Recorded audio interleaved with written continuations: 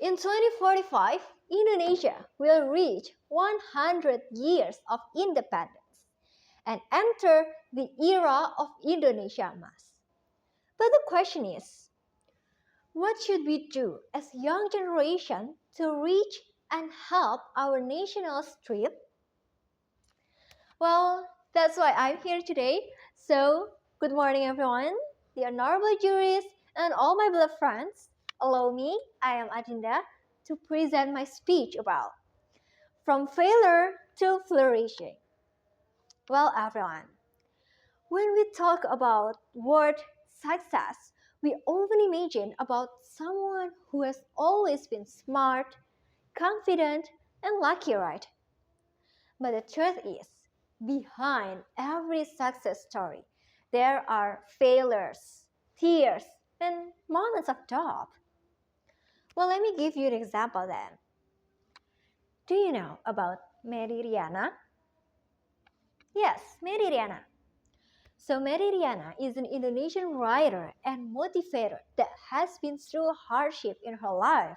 She was born in Jakarta, but then moved to Singapore with very little money after the 1998 riots.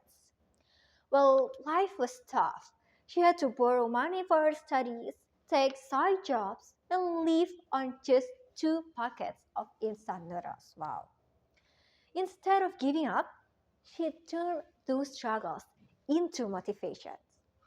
Yes, she worked extremely hard and eventually succeeded in making $1 million before the life of 30. Unfortunately, ladies and gentlemen, many young people today give up too easily. There are many cases where young people give up over trivial matters. Moreover, ladies and gentlemen, a study conducted by students at UIN Malang revealed that 88% of today's youth are afraid of an uncertain future. Well, if this continues, I believe many youth will be limited in their potential.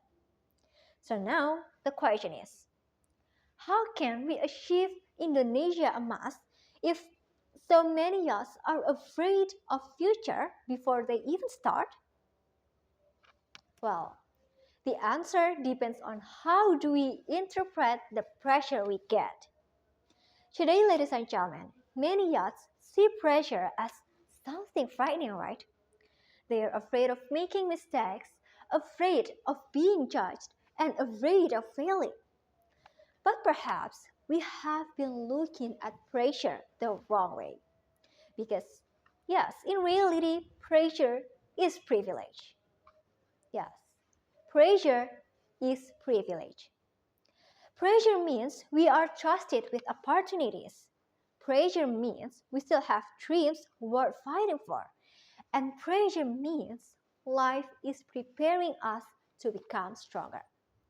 After all, ladies and gentlemen, diamonds are not created without pressure, right? Well, so now, what we as the next generation must do is simple.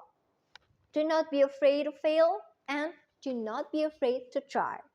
Because everything we face is truly pressure. Pressure from our environment, pressure from our parents, and even pressure from our partners. However, ladies and gentlemen, we can use that pressure as a privilege that can shape us to be better. Well, ladies and gentlemen, there is a beautiful saying, flowers don't bloom overnight.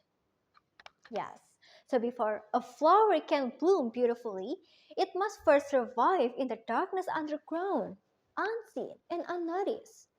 That's why pressure is a privilege. Because pressure doesn't always mean life breaking us down. Sometimes it means life is shaping us to grow. So when you feel like you're behind, when your efforts seem to be fading, don't give up too quickly. Maybe you're just growing and someday you will like a flower. You'll bloom in your own perfect time. Well, before I end my speech, there is a beautiful poem. Flowers bloom with beauty and grace. Pressure helps us find our place.